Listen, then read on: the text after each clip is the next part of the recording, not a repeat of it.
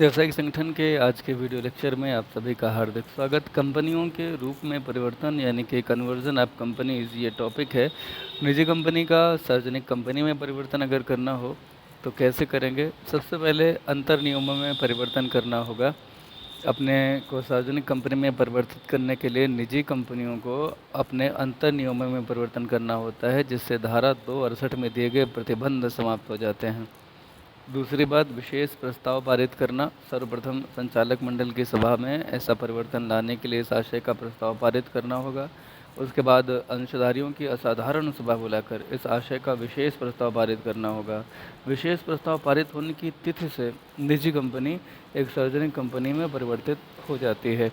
Registrar के पास प्रतिलिपियां भेजना। Company को रजिस्ट्रार के पास विशेष प्रस्ताव की एक प्रतिलिपि तथा परिवर्तित अंतर नियमों की प्रतिलिपि और बढ़ी हुई पूंजी का विवरण भेजना होता है।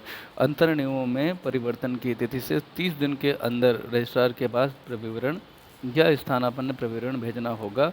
अब स्थानापन्न प्रविवरण नहीं भेजना होता है। खैर, निम्न में और परिवर्तन होगा। सबसे पहले सदस्यों की संख्या अगर 7 से कम है तो उसे बढ़ाकर कम से कम 7 करना पड़ेगा। संचालकों की संख्या 3 से कम है तो उसे बढ़ाकर 3 करना होगा। निजी शब्द को नाम से, प्राइवेट शब्द को नाम से जो है वो हटाना होगा। और जो निजी व्यवस्थाएं सार्वजनिक कंपनियों से मेल नहीं खाती उन सभी में परिवर्तन करना होगा। संचालकों द्वारा योग्यता अंश लेना होगा। योग्यता अंश का मतलब होता है कि किसी भी कंपनी में सदस्य होने के साथ साथ संचालकों के लिए कुछ मिनिमम अंशों की संख्या तय कर दी जाती है। उतने अंश लेने पर माना जाता है कि आपने संचालक होने के लिए योग्यता अंश ले लिए। अंश प्रमाण पत्रों में परिवर्तन करना। अंश प्रमाण पत्रों में अगर कोई परिवर्तन करना हो तो उन्हें वापस करके उसमें आवश्यक परिवर्तन करना चाहिए। वैधानिक घोषणा। कंपनी को ये घोषणा पत्र भी रजिस्ट्रार के पास भेजना पड़ता है, जिसमें लिखा होता है कि निजी कंपनी को सार्वजनिक कंपनी बनाने के लिए सारी आवश्यक कार्रवाइयाँ कर ली गई हैं। और इस तरह से समामेलन का नया प्रमाण पत्र रजिस्ट्रार सारी जांच के बाद कंपनी को निर्गमित कर देता है और अपने रजिस्टर में कंपनी को सार्वजनिक कंपनी के रूप में पंजीकृत कर लेता है। सार्वजनिक कंपनी का निजी कंपनी में परिवर्तन अगर कराना हो तो वैसे तो इसकी संभावना बहुत कम है, मगर फिर भी कानून है तो कानून में ये देखा जाना चाहिए। तो अंतर नियमों में आवश्यक परिवर्तन करना होगा। कंपनी द्वारा सदस्यों की साधारण सभा में सार्वजनिक कंपनी को निजी कंपनी में परिवर्तित करने का विशेष प्रस्ताव पारित करना होगा।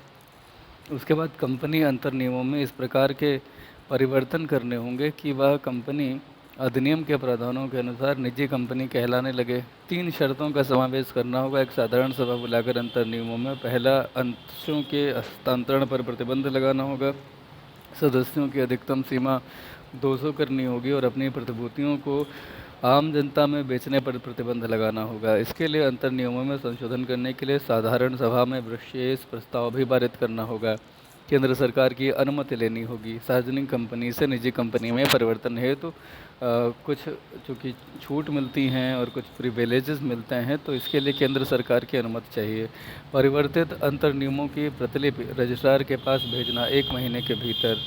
इसके बाद कंपनी को तुरंत अपने सदस्यों की संख्या को निजी कंपनियों के लिए निर्धारित सीमा तक कम करना होगा, अधिकतम 200, और प्राइवेट लिमिटेड शब्द को जोड़ना होगा। संयुक्त पूंजी कंपनी जो होती है, जिसे हम जॉइंट स्टॉक कंपनी बोलते हैं, इसके क्या क्या लाभ होते हैं ये एक अलग टॉपिक है। अभी तक हम यही पढ़ ही रहे हैं, संयुक्त पूंजी कंपनी। अभी तक हमने उसके विभिन्न पहलुओं को पढ़ा कि कंपनी का कैसे होता है रजिस्ट्रेशन, और साझेदारी से या अन्य संस्थाओं से ये कैसे बेहतर है या उसमें क्या गुण दोष हैं। अब हम पढ़ने वाले हैं इसके लाभ क्या क्या हैं। सबसे पहला प्रमुख लाभ है जॉइंट स्टॉक कंपनी का। जब हम जॉइंट स्टॉक कंपनी बोलते हैं तो हमारे दिमाग में एक सार्वजनिक कंपनी का चित्र आना चाहिए। ठीक है, सार्वजनिक कंपनी यानी कि एक पब्लिक कंपनी, राइट। ठीक है, तो संयुक्त पूंजी कंपनी में सबसे पहला जो लाभ है वो है स्थायी अस्तित्व का। किसी सदस्य के पागल, दिवालिया या उसकी मृत्यु पर फर्म बगैर किसी बाधा के चलती रहती है।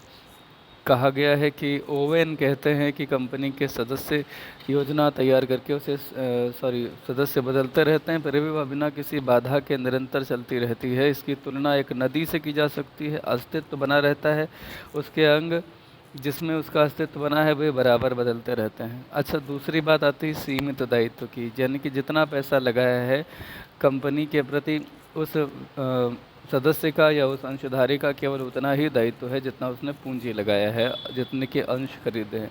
अंश हस्तांतरण की सुविधा, you can transfer your shares to anybody without any problem, without any prior permission. कोई परमिशन नहीं लेनी, आप बगैर जब चाहें तब उन्हें अंशों को बेच सकते हैं। विशाल वित्तीय साधन, ह्यूज फाइनेंशियल रिसोर्सेज। जब बात करें रिसोर्सेज की तो जॉइंट स्टॉक कंपनी से आप जितना चाहें उतना पैसा इकट्ठा कर सकते हैं। इसमें अंश पूंजी, ऋण पत्र, अन्य सिक्योरिटी जिसमें बॉन्ड वगैरह आते हैं। बड़े पैमाने पर उत्पादन, जब आप पैसा बड़े पैमाने पर इकट्ठा कर सकते हैं तो उत्पादन भी बड़े पैमाने पर कर सकते हैं। और इसमें आप जब बड़े पैमाने पे लोगों को अपॉइंट करते हैं, लेबरर्स को, तो इसमें श्रम विभाजन और आंतरिक व बाह्य बचतों के लाभ वगैरह भी मिलती है। प्रति इकाई उत्पादन लागत घटती है जैसे ही आप बड़े पैमाने पे उत्पादन करते हैं। अल्प बचतों को प्रोत्साहन, encouragement to small savings. Company के अंशों के मूल्य के कम होने तथा वह भी कई किस्तों या याचनाओं के मांगे जाने के कारण कम वित्तीय साधनों वाले व्यक्ति भी थोड़ी थोड़ी बचत करके कंपनी के अंशधारी बनने में सक्षम होते हैं। इससे देश में अल्प बचतों को प्रोत्साहन भी मिलता है। जनतांत्रिक संगठन है, ये एक ऐसा संगठन है जिसमें डेमोक्रेसी चलती है, यानी कि लोकतांत्रिक विधि से डायरेक्टर्स का चुनाव होता है, जो कि सदस्य प्रतिनिधियों के द्वारा होता है, जिन्हें हम संचालक बोलते हैं।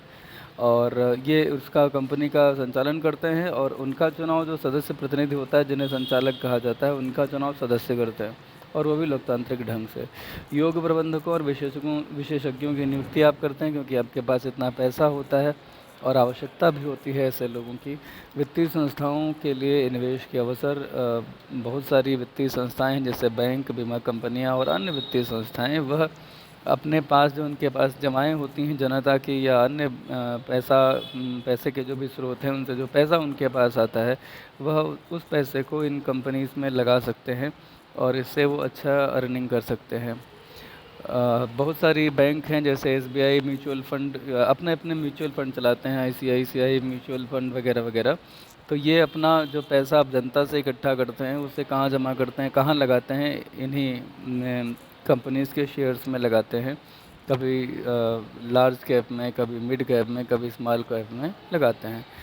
ऋण प्राप्ति में सुविधा, इजी टू गेट लोन। बड़े पैमाने के व्यवसाय, विशाल वित्तीय साधन तथा कुशल प्रबंध के कारण कंपनी की साख अच्छी होती है और वह आसान शर्तों पर ऋण प्राप्त कर सकती है।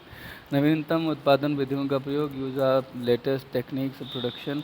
विशाल वित्तीय साधन, बड़े पैमाने पर उत्पादन तथा कुशल प्रबंध के कारण कंपनी नवीनतम उत्पादन विधि, यंत्र, संयंत्र इनका प्रयोग कर सकता है और रेशनलाइजेशन को अपनाकर कम लागत पर श्रेष्ठ तथा अधिक उत्पादन कर सकते हैं। यहाँ रेशनलाइजेशन यानी विवेकीकरण का तात्पर्य यह होता है कि आप ये देखें कि उत्पादन की विभिन्न तकनीकों में से कौन सी तकनीक कम से कम लागत पर बेहतरीन उत्पादन दे सकती है, उसी तकनीक का इस्तेमाल आप करें। और ये तभी हो पाता है जब आपके पास विकल्प होते हैं, और विकल्प उन्हीं के पास होते हैं जिनके पास वित्तीय संसाधन पर्याप्त होते हैं।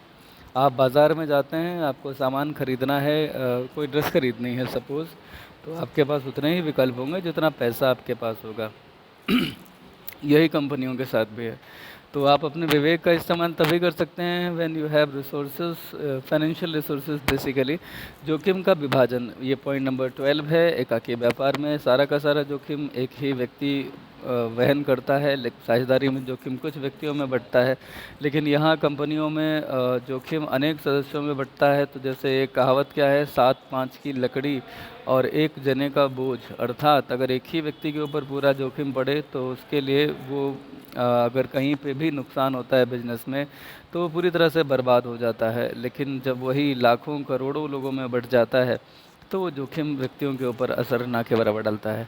भारी उद्योगों की स्थापना करना हो, यही संगठन उपयोग में आ सकता है, क्योंकि इसी के पास बड़े पैमाने पर उत्पादन करने के लिए वित्तीय संसाधन जुटाने की व्यवस्था होती है। औद्योगिक अनुसंधान के लाभ, इंडस्ट्रियल रिसर्च होती है बड़ी बड़ी संस्थाओं में, जहाँ बड़े पैमाने पर उत्पादन हो रहा होता है, वहाँ पर सुसज्जित प्रयोगशालाएं होती हैं, विशेषज्ञों की सेवाएं ली जा सकती हैं, वैज्ञानिक काम करते हैं।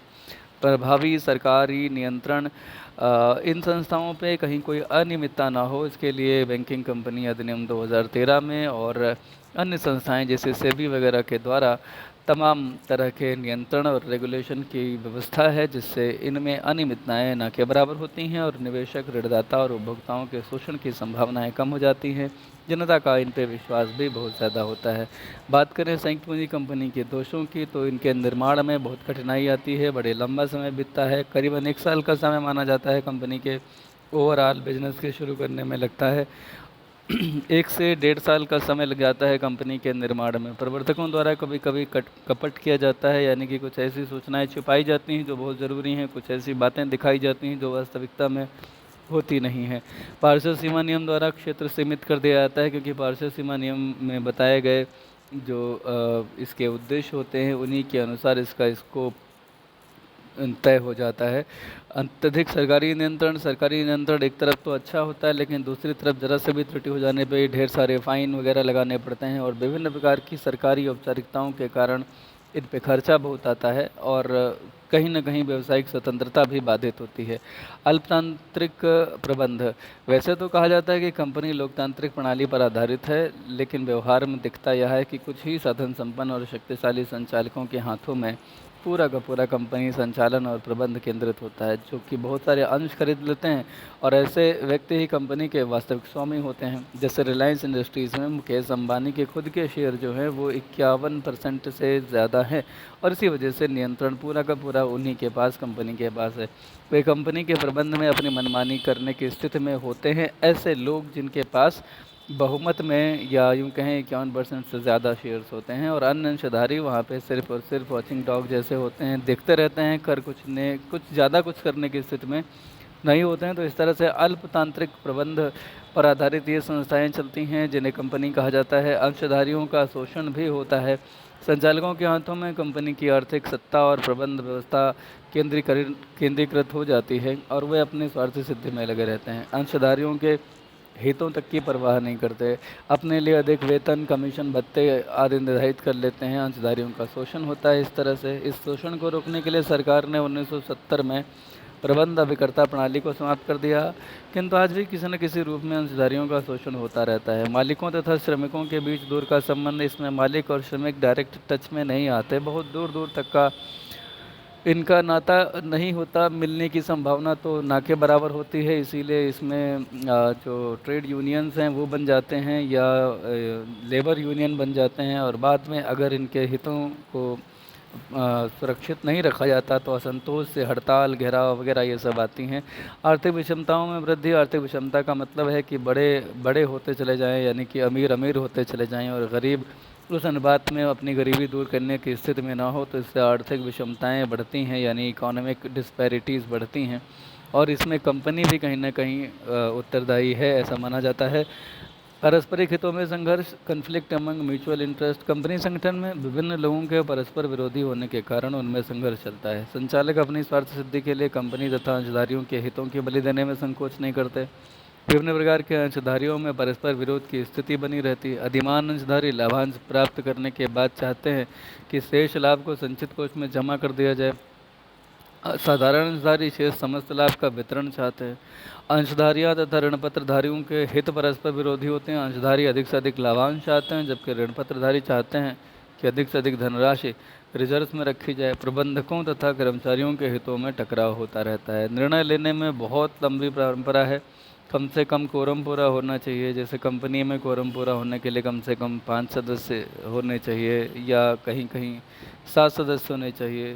ठीक है, निजी कंपनी में कम से कम 2 सदस्य होने चाहिए। इस तरह की कोरम होते हैं, तो अगर वो नहीं हो पाता तो एक बार अगर आपने मीटिंग के लिए बुलाया है तो वो मीटिंग नहीं हो पाएगी, दोबारा फिर से लोगों को बुलाना पड़ेगा, तो निर्णय कभी कभी टलता चला जाता है। विशाल स्तरीय उत्पादन के दोष यह हैं कि अति उत्पादन से आय का असमान वितरण होता है और महंगाई वगैरह भी बढ़ती है या कभी कभी मंदी आती है। दोनों स्थितियां पैदा होती हैं। एकाधिकार को बढ़ावा, एनकरेजमेंट टू मोनोपोली, एक जैसा व्यवसाय करने वाली कंपनियां कभी कभी परस्पर मिलकर आपसी प्रतिस्पर्धा को समाप्त करके एकाधिकार स्थापित कर लेती हैं। इसके कई दोष आते हैं सामने। कंपनियां वस्तुओं की ऊंची कीमतें तय करके उपभोक्ताओं का शोषण करती हैं। पूंजीवादी प्रणाली को प्रोत्साहन मिलता है। आर्थिक विषमताओं में वृद्धि होने से वर्ग संघर्ष को भी बढ़ावा मिलता है। अनावश्यक जोखिम तथा हानि। अंशधारियों के सीमित दायित्व होने के कारण संचालक कई बार अत्यधिक जोखिम उठाने लगते हैं, जिससे कभी कभी अनावश्यक हानि आती है। शेयर्स का क्रय विक्रय होता है स्टॉक एक्सचेंजेस में, जिससे सट्टेबाजी को यानी स्पेकुलेशन को बढ़ावा मिलता है। सट्टेबाजी का मतलब होता है कि आज आप अंशों को खरीदें कम मूल्य पर, इस आशा से कि जैसे ही इसका मूल्य बढ़ेगा तो आप ज़्यादा मूल्य पर इसे बेच पाएंगे। तो भविष्य में मूल्यों में होने वाले परिवर्तन से लाभ कमाने की इच्छा से आज अंशों को खरीदना और कल हम बेच पाएंगे, ऐसा ये स्पेकुलेशन यानी कि सट्टेबाजी कहलाती है। और ये कहीं ना कहीं बहुत अच्छा नहीं बनाया था। हालांकि ये लीगल होता है, लेकिन फिर भी इससे बहुत सारे परिवार, बहुत सारे लोग बर्बाद हो जाते हैं। बहुत सारे लोग बनते भी हैं।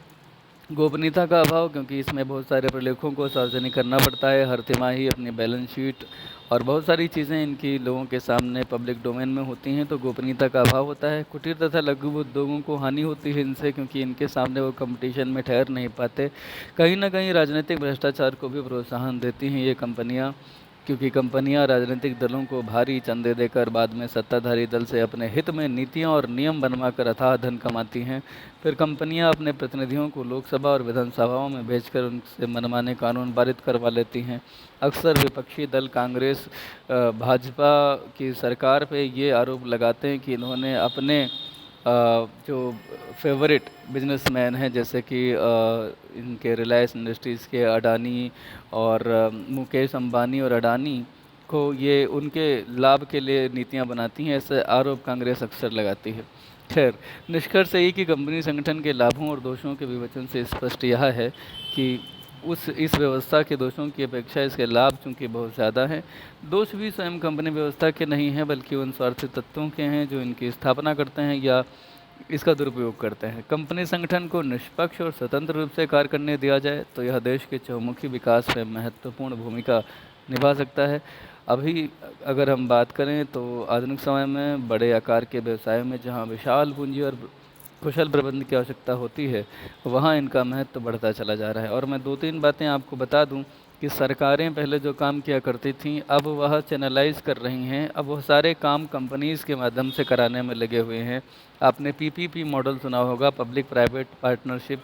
सरकार ज़्यादातर काम इन्हीं के माध्यम से करा रही है। और आप देखिए, रेलवे जो एकमात्र सरकारी विभाग है जिसमें अभी सिर्फ और सिर्फ सरकार का ही दखल है, लेकिन उसमें भी धीरे धीरे मेट्रोज़ के रूप में और आगे आने वाले समय में जो आपके रेलवे ट्रैक हैं उस पर प्राइवेट ट्रेन्स भी चल सकती हैं। तो कहीं ना कहीं सरकारों को लगता है कि क्वालिटेटिव काम करने के लिए इन कंपनीज़ पर भरोसा करना होगा, तो इनका महत्व निरंतर बढ़ रहा है। आज का काम आपका यही है कि आप कुछ प्रश्न लिखेंगे। जैसे सबसे पहला प्रश्न ये होगा कि एक निजी कंपनी को सार्वजनिक कंपनी में बदलने के लिए क्या क्या करना होता है। प्रश्न संख्या 2 होगा, एक सार्वजनिक कंपनी को निजी कंपनी में बदलने के लिए क्या क्या गतिविधि होती है और क्या क्या औपचारिकताएं पूरी करनी होती हैं। प्रश्न संख्या 3 होगा, एक जॉइंट स्टॉक कंपनी के लाभ और लाभ कौन कौन से हैं। प्रश्न संख्या 4 होगा, जॉइंट स्टॉक कंपनी के दोषों का वर्णन कीजिए। ये चारों प्रश्नों के उत्तर आपको लिखने हैं। बहुत बहुत धन्यवाद।